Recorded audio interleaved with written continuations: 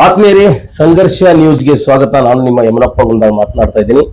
ಕರ್ನಾಟಕ ರಾಜ್ಯದಲ್ಲಿ ಸೈದ್ಧಾಂತಿಕವಾಗಿ ಸಮಾನತೆಗಾಗಿ ಅಂಬೇಡ್ಕರ್ ವಾದ, ಪೆರಿಯಾರ್ ವಾದ, ಕುವೆಂಪು ವಾದ ಹಾಗೂ ಎಲ್ಲ ಬಹುಜನ ನಾಯಕರ ವಾದವನ್ನು ಇಟ್ಕೊಂಡು ಪ್ರತಿನಿತ್ಯ ಜನಪರವಾದಂತಹ ಕಾಳಜಿ ಮಾಡ್ತಾ ತಮ್ಮ ಫೇಸ್ಬುಕ್ ಅಕೌಂಟ್ ಅಲ್ಲಿ ಇರ್ಬೋದು ಅಥವಾ ಇನ್ಸ್ಟಾಗ್ರಾಮ್ ಅಲ್ಲಿ ಇರ್ಬೋದು ಎಲ್ಲ ಸಾಮಾಜಿಕ ಜಾಲತಾಣಗಳಲ್ಲಿ ಪ್ರತಿಯೊಂದನ್ನ ನ್ಯಾಯಬದ್ಧವಾಗಿ ವಿರೋಧಿಸುತ್ತಾ ತಮ್ಮ ಜೊತೆ ನಿರಂತರವಾಗಿ ಚರ್ಚೆಯಲ್ಲಿರುವಂತಹ ಚೇತನ್ ಅಹಿಂಸಾ ಸರ್ ಅವರು ನನ್ನ ಸಂಘರ್ಷ ನ್ಯೂಸ್ ಚಾನೆಲ್ಗೆ ಸಾಕಷ್ಟು ಇಂಟರ್ವ್ಯೂ ಕೊಟ್ಟಿದ್ದಾರೆ. ಅವರಿಗೆ ಹಾರ್ದಿಕವಾದ ಸ್ವಾಗತವನ್ನ ಕೋರ್ತೀನಿ. ಇವತ್ತು ಪ್ರಸ್ತುತ ರಾಜಕಾರಣ, ಸಂಘಟನೆಗಳ ಒಂದು ಪರಿಸ್ಥಿತಿ, ಅದರ ಜೊತೆಗೆ ಕರ್ನಾಟಕ ರಾಜ್ಯದಲ್ಲಿ ಹಲವಾರು ವಿಷಯಗಳಿದಾವೆ. ಉದಾಹರಣೆಗಾಗಿ ಏನಪ್ಪ ಪ್ರಜ್ವಲ್ ರೇವಣ್ಣ ಅವರ ಒಂದು ಪ್ರಕರಣಗಳಿರ್ಬೋದು, ಅವ್ರದೊಂದು ಪ್ರಕರಣ ಇದೆ. ಅದೆಲ್ಲದಕ್ಕಿಂತ ಹೆಚ್ಚಾಗಿ ಈಗ ದರ್ಶನ್ ಅವರು ಒಂದು ಕೊಲೆ ಆರೋಪದ ಅಡಿಯಲ್ಲಿ ಜೈಲಿಗೆ ಹೋಗಿದ್ದಾರೆ. ಹೀಗೆ ಹಲವಾರು ವಿಷಯಗಳನ್ನ ಪ್ರಾಮಾಣಿಕತೆಯಿಂದ ಹಲವಾರು ಮೀಡಿಯಾಗಳು, ಹಲವಾರು ನಾಯಕರು ಹಲವಾರು ರೀತಿಯಲ್ಲಿ ಹೇಳಿಕೆಗಳನ್ನು ಕೊಟ್ಟಿದ್ದಾರೆ. ಆದ್ರೆ ಒಂದು ಸತ್ಯಾಂಶ ಏನು, ಹೇಗೆ ಅನ್ನುವಂಥದ್ದನ್ನ ನಾವು ಇವತ್ತು ಚೇತನ್ ಅಹಿಂಸಾ ಸರ್ ಅವರ ಬಾಯಿಂದ ಕೇಳೋಣ. ಮೊಟ್ಟ ಮೊದಲನೇದಾಗಿ ದರ್ಶನ್ ಅವರ ಬಗ್ಗೆ ಸರ್ ಅವರು ಏನ್ ಹೇಳ್ತಾರೆ, ಪ್ರಕರಣದಲ್ಲಿ ಏನು ಎತ್ತ ಒಂದಿಷ್ಟು ಕರ್ನಾಟಕ ಜನತೆಗೆ ಮಾಹಿತಿ ಕೊಡಬೇಕಂತ ತಮ್ಮಲ್ಲಿ ವಿನಂತಿಸ್ತೇನೆ. 2011ರಿಂದ ದರ್ಶನ್ ಸಿನಿಮಾ ನಟ, ದೊಡ್ಡ ಸ್ಟಾರ್, ಕರ್ನಾಟಕದಲ್ಲಿ ಬಾಕ್ಸ್ ಆಫೀಸ್ ಕಲೆಕ್ಷನ್ ನಲ್ಲಿ ಬಹಳ ಹೆಸರು ಮಾಡಿರೋರು. ಅವರು 2011ರಿಂದ ಅನೇಕ ಸಮಸ್ಯೆಗಳಿಗೆ ತಗಲಾಕೊಂಡಿದ್ದಾರೆ. ಬಹಳ ಒಂದು ಅವ್ರದ್ದು ಹೆಂಡತಿ ವಿಚಾರಗಳಾಗಿರ್ಬೋದು, ಜೈಲ್ಗೆ ಹೋಗಿ ಬಂದಿರೋ 18-28 ದಿನ, ಮತ್ತೆ ಎಷ್ಟೋ ಸಮಸ್ಯೆ, ಇವ್ರನ್ನ ಒಡೆಯೋದು ಬಡಿಯೋದು ಪ್ರಕರಣಗಳು ಅನೇಕದಾಗಿದೆ.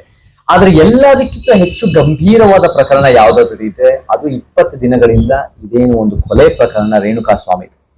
ಇದು ಬಹಳ ಗಂಭೀರವಾದ ಆರೋಪ. ನಮ್ಗೆ ಯಾವ ಜ್ಞಾಪಕ ಇಟ್ಕೊಳ್ಳಿ, ಬಹಳ ಜನ ಹೇಳೋ ತರ ವ್ಯಕ್ತಿ ಅಪರಾಧಿ ಅಲ್ಲ, ಆರೋಪಿ. ಸಾಬೀತು ಆಗೋ ತನಕ ಆರೋಪಿನೇ. ಆದ್ರೆ ನೀವು ಎವಿಡೆನ್ಸ್ ನೋಡಿದ್ರೆ, ನೀವು ಮಾಧ್ಯಮದಲ್ಲಿ ಬರ್ತಿರೋ ವಿಚಾರಗಳನ್ನ ನೋಡಿದ್ರೆ, ಅದನ್ನ ಹೆಂಗೆ ಒಂದ್ ರೀತಿ ಚಾರ್ಜ್ ಶೀಟ್ ಬರೋವರೆಗೂ ಅವ್ರು ಜೈಲ್ ಕೊಡದೇ ಇರೋದು ನೋಡಿದ್ರೆ, ಇದು ಒಂದು ಇದರಲ್ಲಿ ಸತ್ಯ ಇರಬಹುದು. ಈ ಸತ್ಯಗಳನ್ನ ಅದನ್ನ ಪೊಲೀಸು ಒಳ್ಳೆ ಕೆಲಸ ಮಾಡಿ ಅದನ್ನ ಎಲ್ಲ ಸರಿ, ಇದನ್ನೆಲ್ಲ ಒಳ್ಳೆ ಇನ್ವೆಸ್ಟಿಗೇಷನ್ ಮಾಡ್ತಾ ಇದ್ದಾರೆ ಅಂತ ಅರ್ಥ ಆಗುತ್ತೆ ನಮಗೆ. ಈ ವಿಚಾರದಲ್ಲಿ ನಾನು ವೈಯಕ್ತಿಕವಾಗಿ ದರ್ಶನ್ ಬಗ್ಗೆ ಹೇಳೋದಕ್ಕಿಂತ ಹೆಚ್ಚಾಗಿ ನಾನು 3 ಒಂದು ಸಮಸ್ಯಾತ್ಮಕ ವಿಚಾರಗಳು ಸಮಾಜದಲ್ಲಿ, ಅದು ಒಂದು ಕಾರಣ ಆಗಿರ್ಬೋದು. ದರ್ಶನ್ದೇ ಒಂದು ಪರ್ಸನಾಲಿಟಿ ಇಶ್ಯೂ, ಸೈಕಲಾಜಿಕಲ್ ಇಶ್ಯೂಸ್, ಅದೆಲ್ಲ ಒಂದು ಕಾರಣ ಆಗಿರ್ಬೋದು. ಆದ್ರೆ ಅದಕ್ಕಿಂತ ಹೆಚ್ಚಾಗಿ 3 ಬಹಳ ಒಂದು ದೊಡ್ಡ ಸಮಸ್ಯೆಗಳು ನಮ್ಮ ಕರ್ನಾಟಕದಲ್ಲಿದೆ. ಈ ಸಮಸ್ಯೆಗಳನ್ನ ಇದಕ್ಕೆ ಸಂಬಂಧಪಟ್ಟಂಗಿದೆ. ಮೊದಲನೇದಾಗಿ ಸ್ಟಾರ್ ಕಲ್ಚರ್. ನಮಗೆ ಯಮನಪ್ಪ ಗುಣದಾಳ್ ಅವರೇ, ಮನುಕುಲ 2 ಲಕ್ಷ ವರ್ಷದಿಂದ ಮನುಕುಲ ಇದೆ. 1 ಲಕ್ಷ ವರ್ಷಗಳಿಂದ ಸೌತ್ ಅಮೆರಿಕಾದಲ್ಲಿ, ನಮಗೆ ಸೌತ್ ಆಫ್ರಿಕಾಗಳಲ್ಲಿ ಪೇಂಟ್ ಸಿಕ್ಕಿದೆ. ಕಲೆ ಅನ್ನೋದು 1 ಲಕ್ಷ ಹಳೆಯದು. ಆದ್ರೆ 1 ಲಕ್ಷ ಹಳೆಯದಲ್ಲೂ ಲಕ್ಷಾಂತರ ಕಲೆಯ ಒಂದು ಬೇರೆ ಬೇರೆ ರೂಪಗಳು, ಕಲೆಯ ಪ್ರಕ್ರಿಯೆಗಳು ಬಂದು ಹೋಗಿದ್ದಾರೆ. ಯಾಕೆ 100 ವರ್ಷಗಳಲ್ಲಿ ಸಿನಿಮಾ ಹೀರೋಗೆ ಇಷ್ಟೊಂದು ಬಿಲ್ಡಪ್? ಈ ಒಂದು ವ್ಯಕ್ತಿಗೆ, ಒಬ್ಬ ಕಲಾವಿದನಾಗಿರೋ ಯಾಕೆ ಇಷ್ಟೊಂದು ಬಿಲ್ಡಪ್? ಯಾಕಂದ್ರೆ ಸಿನಿಮಾ ರಂಗ ಒಂದು ಕಲೆಯ ರಂಗ ಆಗೋದಕ್ಕಿಂತ ಹೆಚ್ಚಾಗಿ ಅದು ಒಂದು ವ್ಯಾಪಾರದ ರಂಗ, ಅದು ಒಂದು ಬಿಸ್ನೆಸ್ ರಂಗ, ಅದು ಒಂದು ದುಡ್ಡು ಮಾಡ್ಕೊಳ್ಳೋ ರಂಗ. ದರ್ಶನ್ಗೆ ಇವತ್ತು ವ್ಯಾಲ್ಯೂ ಇರೋದು ಅವ್ರ ಅದ್ಭುತ ಕಲಾವಿದರ, ಅದು ಇಮ್ಮೆಟೀರಿಯಲ್. ಅವರು ಹಾವಭಾವ, ಅವ್ರ ಗುಣ ಅಥವಾ ಅವ್ರ ಗುಣ ಇಲ್ಲದೆ ಇರೋದು, ಇದೆಲ್ಲ ಯಾವುದು ಇಮ್ಮೆಟೀರಿಯಲ್. ಅವರಿಂದ ಬಾಕ್ಸ್ ಆಫೀಸ್ ಕಲೆಕ್ಷನ್ ಎಷ್ಟು ಬರುತ್ತೆ ಅನ್ನೋ ಲೆಕ್ಕಾಚಾರದ ಮೇಲೆ ಅವ್ರಿಗೆ ಇವತ್ತಿನ ದಿನ ಸಮಾಜದಲ್ಲಿ ವ್ಯಾಲ್ಯೂ ಅದೇ. ಸೊ ಅದನ್ನ ನೋಡೋ ಚಿತ್ರರಂಗ. ಈ ಸ್ಟಾರ್ ಕಲ್ಚರ್ ಅಂದಾಗ ನಮ್ಗೇನಾಗ್ಬಿಡುತ್ತೆ ಅಂದ್ರೆ, ಯಾರೋ ಹಿಡಿಬೋದು, ಒಳ್ಳೆ ನಟರು ಇರ್ಬೋದು, ಒಳ್ಳೆ ವ್ಯಕ್ತಿಗಳು ಇರ್ಬೋದು, ರಾಜ್ಕುಮಾರ್, ವಿಷ್ಣುವರ್ಧನ್, ಅಂಬರೀಷ್. ಆದರೆ ಈ ವ್ಯಕ್ತಿಗಳಿಗೆ ಸರ್ಕಾರದ ಹಣದಿಂದ, ನಮ್ಮೆಲ್ಲರ ತೆರಿಗೆ ಹಣದಿಂದ ಇವರಿಗೆ ಸರ್ಕಾರದ ಅಡಿಯಲ್ಲಿ ಸ್ಮಾರಕ ಮಾಡೋದು ಈ ಒಂದು ಸ್ಟಾರ್ ಸಂಸ್ಕೃತಿ. ಇದು ನಂದೇನ್ ಕಾರಣ, ಇದು ಒಂದು ಇಂಟಾಕ್ಸಿಕೇಟಿಂಗ್ ಮತ್ತೆ ಟಾಕ್ಸಿಕ್ ಫ್ಯಾಂಡಮ್, ಅದಕ್ಕೆ ಒಂದು ಕಾರಣ ಆಗತ್ತೆ. ನಮಗೆ ಸ್ಟಾರ್ಗಳಿಗೆ ಸ್ಮಾರಕ ಯಾಕೆ ಬೇಕು ಸರ್ಕಾರದ ಹಣದಿಂದ? ನೀವೇ ಮಾಡ್ಕೊಳ್ಳಿ, ನಿಮ್ಮ ಹತ್ರ ಕೋಟಿ ಕೋಟಿ ದುಡ್ಡಿದೆ. ಇವರು ಸುಮಲತಾ ಹತ್ರ ಡಿಕ್ಲೇರ್ ಮಾಡಿರೋದು 24 ಕೋಟಿ ಡಿಕ್ಲೇರ್ ಮಾಡಿದ್ದಾರೆ. ಅವ್ರು 24 ಕೋಟಿನಲ್ಲಿ 1, 2, 25, 30 ಸಾಲ ತಗೊಂಡು ಸ್ಮಾರಕ ಮಾಡ್ಲಿ. ಆದ್ರೆ ನಮ್ಮ ಕೋವಿಡ್ ಸಂದರ್ಭದಲ್ಲಿ 5-10 ಕೋಟಿ ಯಡಿಯೂರಪ್ಪನ ಹತ್ರ ಇಸ್ಕೊಂಡು, ಅದು ಅಂಬರೀಷ್ ಸ್ಮಾರಕಕ್ಕೆ. ಈ ಸಿನಿಮಾ ಸ್ಟಾರ್ಗೂ ಅವ್ರು ಬದುಕಿದ್ದಾಗೂ ಬಿಲ್ಡಪ್, ಬದುಕಿದ್ದಾಗಲೂ ಅವ್ರನ್ನ ತಲೆ ಮೇಲೆ ಕೂತ್ಕೊಂಡು ಮೆರೆಸ್ತೀವಿ. ಅವ್ರ ಕೊಡುಗೆ ಸಮಾಜಕ್ಕೆ ಬಹಳ ಕಡಿಮೆ, ಆ ಕೊಡುಗೆ ಸಿನಿಮಾದ ಯಶಸ್ಸಿಗೂ ಬಹಳ ಕಡಿಮೆ. ಆದ್ರೆ ಅವ್ರನ್ನ ಸಂಭಾವನೆ ಕೊಟ್ಟು ಬೆಳೆಸ್ತೀವಿ, ಅವ್ರನ್ನ ತಲೆ ಮೇಲೆ ಕೂಡಿಸ್ತೀವಿ. ಅದು ಇವತ್ತಿನ ದಿನ ನಮ್ಗೆ ಬಹಳ ಪ್ರಾಬ್ಲಮ್ ಆಗಿದೆ. ಯಾಕಂದ್ರೆ ಅದು ತಲೆಗೆ ಹೋಗ್ಬಿಡುತ್ತೆ. ನಮಗೆ ಎಷ್ಟೋ ಜನ ಫೇಮ್ ಅನ್ನ ಹ್ಯಾಂಡಲ್ ಮಾಡಕ್ ಬರಲ್ಲ. ಕೋಟಿ ಕೋಟಿ ದುಡ್ಡು ಇರುತ್ತೆ, ದೊಡ್ಡ ದೊಡ್ಡ ಕಾರ್ಗಳು ಇರುತ್ತೆ, ದೊಡ್ಡ ದೊಡ್ಡ ಬಂಗಲೆಗಳು ಇರುತ್ತೆ, ಯಾರು ಫ್ಯಾನ್ಗಳು ಬರ್ತಾ ಇರ್ತಾರೆ, ಹುಡುಗಿರ್ ಇಂಟ್ರೆಸ್ಟ್ ತೋರಿಸ್ತಾ ಇರ್ತಾರೆ. ಆ ಹ್ಯಾಂಡಲ್ ಮಾಡಕ್ ಆಗದೆ ಆ ಒಂದು ಅಮಲು ಆ ಒಂದು ಮದದಲ್ಲಿ ಕಳೆದೋಗೋ ಸಾಧ್ಯತೆಗಳಿರುತ್ತೆ. ಒಳ್ಳೆ ಸೋಷಿಯಲ್ ಸರ್ಕಲ್ ಇದೆ. ಸೊ ಈ ಸ್ಟಾರ್ ಸಂಸ್ಕೃತಿ, ನಾನು ದರ್ಶನ್ ಅಂತ ಒಬ್ಬ ವ್ಯಕ್ತಿ ಅಂತ ಹೇಳ್ತಾ ಇಲ್ಲ, ಯಾವುದೇ ಒಂದು ವ್ಯಕ್ತಿ ಈ ಸ್ಟಾರ್ಗಳಿಗೆ ಅವ್ರಿಗೆ ತಲೆ ಮೇಲೆ ಕೂರಿಸ್ಕೊಂಡು ಅವ್ರನ್ನ ಮೇಲೆ ಹಾಕ್ಸೋದು ನಮ್ಗೆ ಅರ್ಥ ಇಲ್ಲ.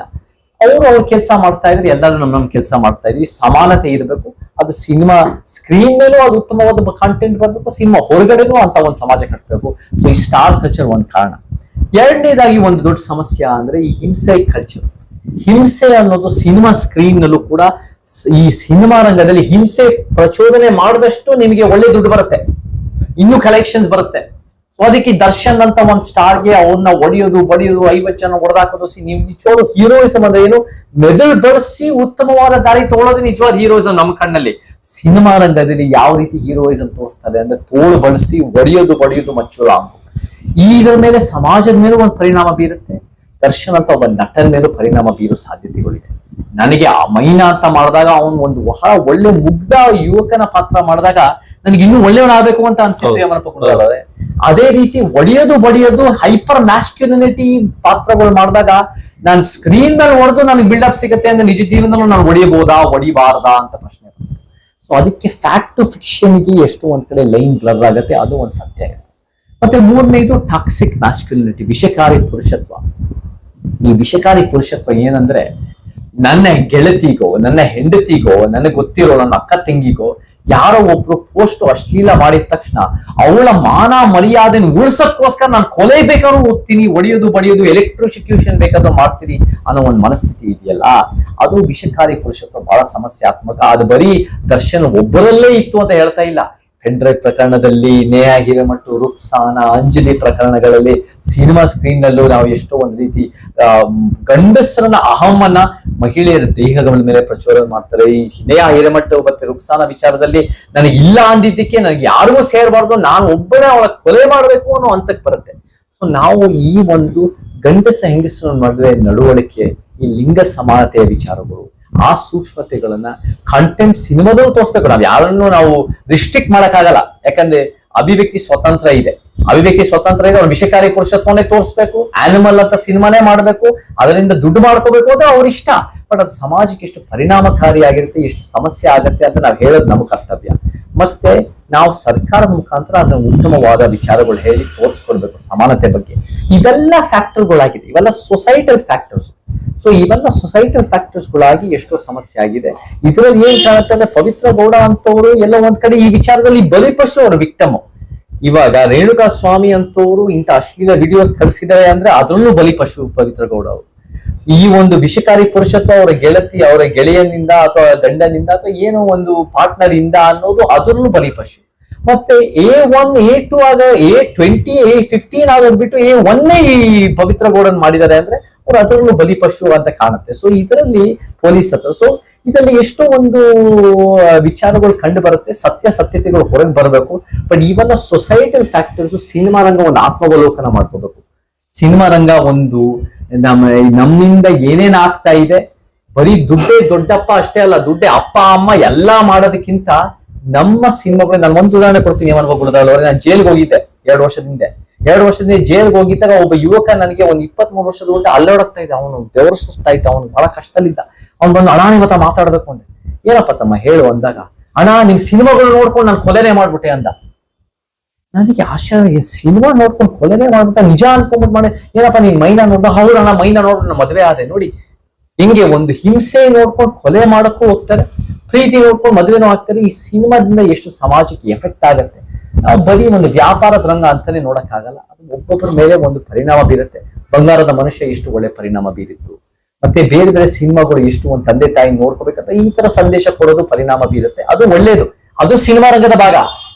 ಅಂತ ಒಂದು ಸಿದ್ಲಿಂಗಯ್ಯ ಅಂತ ಸಿನಿಮಾ ಮಾಡೋದು ಸಿನಿಮಾ ರಂಗದ ಭಾಗ. ದರ್ಶನ್ ಅಂತ ಒಂದು ಕಪ್ಪು ಚುಕ್ಕಿನೂ ಸಿನಿಮಾ ರಂಗದ ಭಾಗ. ಇದೆಲ್ಲ ಸಿನಿಮಾ ರಂಗ ಟೋಟಾಲಿಟಿನಲ್ಲಿ ನೋಡ್ಬೇಕು. ಹಾಗಿದ್ದಾಗ ಒಳ್ಳೇದು ಇರುತ್ತೆ, ಒಳ್ಳೇದು ಅಲ್ಲದೆ ಇರೋದು ಇರುತ್ತೆ, ಅದು ವಾಸ್ತವತೆ. ಇದರ ಮಧ್ಯೆ ಈ ಅಜಿತ್ ಹನುಮಕ್ನವರು ಬಹಳಷ್ಟು ವಿಚಾರಗಳಲ್ಲಿ ಏನೇನೋ ಮಾತಾಡಿದ್ರು. ಆದ್ರೆ ದರ್ಶನದ ವಿಚಾರದಲ್ಲಿ ಬಹಳಷ್ಟು ಒರಟಾಗಿ ಮಾತಾಡಿದ್ರು, ತಮ್ಮ ಎಲ್ಲೆಯನ್ನ ಮೀರಿ ಮಾತಾಡಿದ್ರು ಅನ್ನುವಂಥವಾದ. ಅದು ಯಾವ ಕಾರಣಕ್ಕಾಗಿ ಅಂದ್ರೆ, ದರ್ಶನ್ ಅವರು ಕೆಲವು ದಿನಗಳ ಹಿಂದೆ ಕಾಟೇರ ಅನ್ನುವಂತ ಒಂದು ಸಮಾಜಮುಖಿ ಚಿತ್ರವನ್ನ ಮಾಡಿದ್ರು. ಆ ಕಾಟೇರ ಅನ್ನುವಂತ ಸಮಾಜಮುಖಿ ಚಿತ್ರ ಬಹಳಷ್ಟು ಈ ಜಾತಿವಾದಿಗಳಿಗೆ ನೋವನ್ನುಂಟು ಮಾಡಿತ್ತು ಅನ್ನುವಂಥದ್ದು ಸಾರ್ವಜನಿಕ ವಲಯದಲ್ಲಿ ಕೇಳಿಬರ್ತಕ್ಕಂಥ ಮತ್ತು ಅದ್ರ ಬಗ್ಗೆ ತಮ್ಗೆ ಏನ್ ಅನಿಸ್ತದೆ ಸರ್? ಅಜಿತ್ ಹನ್ಮಕ್ಕನವರ ಮೀಡಿಯಾದಲ್ಲಿ ನಾನು ಎಷ್ಟೋ ವರ್ಷಗಳಿಂದ ನೋಡ್ತಾ ಇದ್ದೀನಿ. ಅವರು ಕೂಡ ನನ್ನನ್ನು ಇಂಟರ್ವ್ಯೂ ಮಾಡಿದ್ದಾರೆ. ನನಗೆ ಅನೇಕ ವಿಚಾರಗಳೆಲ್ಲ ಅವ್ರ ಸಮಸ್ಯೆ ಇದೆ, ಕೆಲವು ವಿಚಾರಗಳಲ್ಲೂ ಸಹಮತನೂ ಇದೆ. ಅವರು ಮುಸಲ್ಮಾನರನ್ನ ಬಿಂಬಿಸೋ ರೀತಿ ಕೋಮುವಾದ ಈ ವಿಚಾರಗಳು ನನಗೆ ಒಪ್ಪಿಗೆ ಇಲ್ಲ. ಆದರೆ ಜಾತಿ ವಿಚಾರಗಳಲ್ಲಿ ಅಜಿತ್ ಹನ್ಮಕ್ಕನವರು ಕೂಡ ನಮ್ಮ ವಿಚಾರಗಳಿಗೆ ಒಂದು ಬೆಂಬಲ ಕೊಡ್ತಾರೆ. ನನ್ನ ಕಣ್ಣಲ್ಲಿ ಮೀಡಿಯಾ ಮೇಲೆ ಇರೋ ಒಂದು ದುರಾಂಕಾರ ವ್ಯಕ್ತಪಡಿಸಿರೋದು ದರ್ಶನ್ ವರ್ಷಾನ್ಗಳೇ ಬ್ಯಾನ್ ಆಗಿರೋದ್ರಿಂದ ಒಂದು ಪರಿಣಾಮ ಆಗಿರ್ಬೋದು ಹೊರತು ಕಾಟೇರದಲ್ಲಿ ಸೂಪರ್ಫಿಷಿಯಲ್ ಆಗಿ ಜಾತಿ ವ್ಯವಸ್ಥೆ ತೋರಿಸಿ ಅದನ್ನ ದುಡ್ಡು ಮಾಡ್ಕೊಂಡಿರೋದು ಅದರ ಮೇಲಿರೋ ಕೋಪದಿಂದ ನನಗ್ ಕಾಣಿಸಲ್ಲ. ಆದ್ರೆ ನನಗೆ ಕಾಟೇರ ಸಿನಿಮಾ ನಾನು ನೋಡಿದ್ದೀನಿ. ಕಾಟೇರ ಸಿನಿಮಾ ಏನು ಆಳವಾದ ಸಿನಿಮಾ ಏನಿಲ್ಲ, ಅದರಲ್ಲೂ ಹಿಟ್ ಆಗಿದೆ, ಕಮರ್ಷಿಯಲಿ ಹಿಟ್ ಆಗಿದೆ. ಆದ್ರೆ ತಮಿಳುನಾಡಿನಲ್ಲಿ ಎಂಥ ಅದ್ಭುತ ಜಾತಿ ವಿನಾಶ ಸಿನಿಮಾಗಳು ಮಾಡ್ತಾರೆ. ಬ್ಲೂ ಸ್ಟಾರ್ ಅಂತ ಒಂದು ಕ್ರಿಕೆಟ್ ಜಾತಿನಲ್ಲಿ ಒಬ್ಬ OBC ದಲಿತರ ಫ್ರೆಂಡ್ಶಿಪ್ ಕ್ರಿಕೆಟ್ ಟೀಮ್ ಬಗ್ಗೆ ಎಷ್ಟು ಜೈಕುಮಾರ್ ಅನ್ನು ತೋರಿಸ್ತಾರೆ, ಮಾರಿ ಸೆಲ್ವರಾಜ್ ಕರ್ನನ್ನ ತೋರಿಸ್ತಾರೆ. ಅಂತ ಸಿನಿಮಾಗಳು ನಾವು ಮಾಡಿ ಕಟ್ಟಬೇಕು ಸಿನಿಮಾ ರಂಗದಲ್ಲಿ ಹೊರತು ಕಾಟೇರ ಅಂತ ಒಡಿ ಬಡಿ ಕಡಿ ಅದರಲ್ಲೂ ಒಂದ್ ಸ್ವಲ್ಪ ಜಾತಿ ವಿಚಾರ ತಂದಿದ್ದಾರೆ, ಆಳವಾಗಿ ತಂದಿರೋದು ನನಗ್ ಕಾಣಿಸಲ್ಲ. ಒಂದು ಪ್ರಯತ್ನ ಮಾಡಿದ್ದಾರೆ, ಒಳ್ಳೇದು, ಸಿನಿಮಾ ಗೆದ್ದಿದೆ, ಇನ್ನು ಒಳ್ಳೆ ಸಿನಿಮಾಗಳು ಬರ್ಲಿ, ಇನ್ನು ಗೆಲ್ಲೋ ಸಿನಿಮಾಗಳು ಬರ್ಲಿ. ನನ್ನ ಕಣ್ಣಲ್ಲಿ ಅಜಿತ್ ಹನ್ಮಕ್ಕನವರು ಅಥವಾ ಯಾವುದೋ ಒಂದು ಮೀಡಿಯಾದವ್ರಿಗೆ ದರ್ಶನ್ ಮೇಲೆ ಕೋಪ ಇದೆ ಅಂದ್ರೆ ಸಿನಿಮಾದಲ್ಲಿ ತಂದಿರೋ ವಿಚಾರದಕ್ಕಿಂತ ಮೀಡಿಯಾದ ಮೇಲೆ ಒಂದು ದುರಾಂಕಾರದ ಪ್ರದರ್ಶನದಲ್ಲಿ ದರ್ಶನ್ ನಲ್ಲಿ ಇರಬಹುದು, ಅದರ ಮೇಲೆ ಸೇಡ್ ಇರ್ಬೋದು. ನನ್ಗೆ ಯಾವುದೇ ಕಾರಣಕ್ಕೂ ಸೇಡ್ ನಾನು ಒಪ್ಪಲ್ಲ. ಅದು ಒಂದು ಹೇಳಿಕೆ ಇರಬಹುದು. ಇವಾಗ ಸತ್ಯತೆಗಳು ಎತ್ತಿ ಹಿಡಿಬೇಕು ಹೊರತು ಪರ್ಸನಲ್ ಮಾಡಬಾರ್ದು. ಇದೇನು ಪರ್ಸನಲ್ ಅಲ್ಲ. ನಾನು ಕೂಡ ಎಷ್ಟು ಕಾಂಗ್ರೆಸ್, BJP, JDS ಮತ್ತೆ ಸಿನಿಮಾದವ್ರು ಮಾಡಿದ್ದು ನಾನು ಕೂಡ ಪ್ರಶ್ನೆ ಮಾಡ್ತೀನಿ. ನನಗೆ ವೈಯಕ್ತಿಕವಾಗಿ ದರ್ಶನ್ ಮೇಲೆ ಏನು ವೈಯಕ್ತಿಕ ದ್ವೇಷ ಇಲ್ಲ, ಅಜಿತ್ ಹನ್ಮಕ್ಕರ್ ಅವರ ಮೇಲೆ ಇಲ್ಲ. ಅದ್ರ ವಿಚಾರದಲ್ಲಿ ನಮಗೂ ಅವ್ರಿಗೂ ಬಹಳ ವ್ಯತ್ಯಾಸ ಇದೆ. ಅವರ ವಿಚಾರಗಳು ನನ್ನ ಕಣ್ಣಲ್ಲಿ ಕಳಪೆ ವಿಚಾರಗಳು, ನಮ್ಮ ವಿಚಾರಗಳು ಸಮಾನತೆ ವಿಚಾರಗಳೇ ಉತ್ತಮ ವಿಚಾರಗಳು ಅಂತ ಹೇಳಕ್ಕೆ